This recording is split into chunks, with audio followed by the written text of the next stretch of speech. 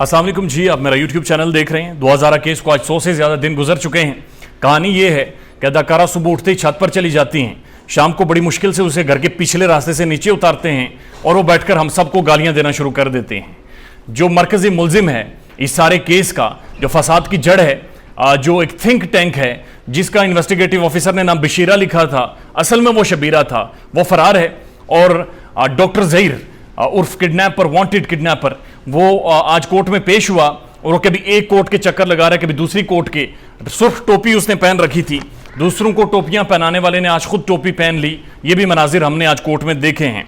और investigative officer Shaukat Shahani, जिसके बारे में यह कहा गया कि 2 नंबर इन्वेस्टिगेशन थी उसकी, वो कह रहा है कि मुझसे कोई सवाल ना पूछे। कोई खातून आगे आके सवाल पूछती है, वो कहते उसे दौरे पड़ जाते हैं, वो चीखता चिल्लाता है कि मुझसे कोई सवाल ना पूछे। उस पर सेपरेट वीडियो करेंगे।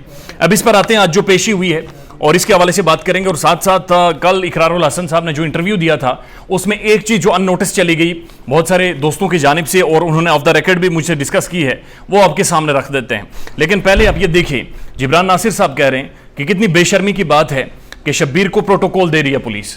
अब ये वही शब्बीर है जिसका इन्वेस्टिगेटिव ऑफिसर अपनी रिपोर्ट में जो 33 सस्पेक्ट हैं उनमें बशीरा लिख रहा है नाम, और ये असल में शब्बीरा है। ये वही है जो माली मुआवनत करता रहा है, ये वही है जो इस सारे मामले का सरगना है, ये वही है जिसकी सीडीआर रिपोर्ट मिली कि ये यहां से गया और वहां पर जाकर लोगों के घरों के आगे पीछे ये रैकी करता रहा। ये इस सारे बंदे का किरदार है और पुलिस इसे प्रोटोकॉल दे रही है, इसे बारिश में पकौड़े खिला रही है और ये महसूस हो रहा है कराची के मौसम से इंजॉय कर रहा है। दिस इज व्हाट जो कि रूल ऑफ लॉ है पाकिस्तान में। बदकिस्मती से एक निकाह खां गिरफ्तार है जो कि थाने के अंदर मौजूद है और उसे लित्तर मारे जा रहे हैं, लेकिन दूसरा जो निकाह खां का गवाह है वो गिरफ्तार है, लेकिन दूसरा जो निकाह का गवाह था शब्बीर, वो बाहर प्रोटोकॉल ले रहा है और पकौड़े खा रहा है। ये एक अलग दोहरे मेयार है। कोर्ट में जो आर्ग्यूमेंट हुए दोनों तीनों तरफ से, उनका क्रक्स ये है कि 2000 को फौरी लाहौर से कराची मुंतकिल किया जाए। यानी जो फिल्म शुरू की गई थी, एक थी माली, और जिसका थीम ये रखा गया था कि बच्ची को वापस नहीं जाने देंगे बल्कि आउट ऑफ द कंट्री भेजेंगे, ऐसा माहौल क्रिएट करेंगे। वो बच्ची को आज सब चीख उठे कि वापस भेजें, और प्राइम मिनिस्टर के जो एडवाइजर हैं इससे पहले वो भी कह चुके हैं कि बच्ची को अब कराची ले जाए।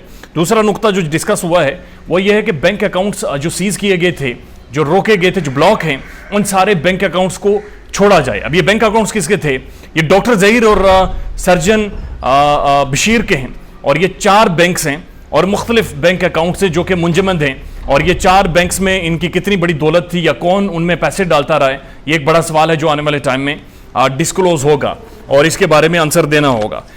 तफ्तीशी ऑफिसर जो थे, इन्वेस्टिगेटिव ऑफिसर, उन्होंने शौकत शाहनी, जो कि बाकायदा जिन्हें निकाल दिया गया है, जिनके ऊपर ये इल्जामात लगे हैं कि उन्होंने 2 नंबरी की है, वो कोर्ट में एज अ कस्टोडियन ऑफ चलान पेश हुए और उन्होंने कहा कि बच्ची हमें भी रिक्वायर्ड है। अब ये सारी प्रोसीडिंग्स हैं, लेकिन डिटेल ऑर्डर आएगा तो इस पर बात करेंगे। लेकिन अहम चीज़ क्या है, इकरारुल हसन ने गुज़श्ता दिन इंटरव्यू में कहा कि इस गैंग का ताल्लुक ना सिर्फ 2000 तक महदूद नहीं है, बल्कि ये लाहौर यूनिवर्सिटी के अंदर जो कुछ ये करते रहे वो भी उसके ऊपर तहकीकात कर रहे हैं, और वहाँ पर भी बहुत ही तहलका-खेज़ डेवलपमेंट्स हैं। ये माली टब्बर लाहौर यूनिवर्सिटी के अंदर भी इकरारुल हसन के मुताबिक इसी तरह की कार्रवाइयों में मुलविस रहा, इसी तरह से लोगों को ब्लैकमेल करता रहा और इसी तरह से ये पैसे आते रहे। और तकरीबन जो 4 अकाउंट्स इन्होंने खुलवाए थे उनमें ये ट्रांजैक्शंस करते, और 60 से 70 लाख रुपए जो इस गैंग ने मांगे थे, ये 60 से 70 लाख रुपए एक अकाउंट से फिर दूसरे अकाउंट, दूसरे से तीसरे मालिक, तीसरे से चौथे मालिक के अकाउंट में ट्रांसफर करते, ये मनी सर्कुलेट करते। चूंकि ये एक मुनज़्ज़म गैंग है, ये सारी कार्रवाई डालना जानता है और इन्हें पता है कि पैसे किस तरह से बचाने हैं और किस तरह से उसे फाइनली मुल्क से बाहर भेजना है, और किस तरह से बच्ची को भी मुल्क से बाहर भेजना है, और किस तरह से डॉक्टर जहीर को रेस्क्यू करना है। लेकिन अदालत का जुर्लू फिर गया है और उन्होंने बड़ी क्लियरली कट बातें की हैं और बड़ा तासुर मिल रहा है कि ऑर्डर में कहा जाएगा कि बच्ची को दोबारा से कराची भेजा जाए। ख्याल रखिएगा अपना। अल्लाह हाफिज़।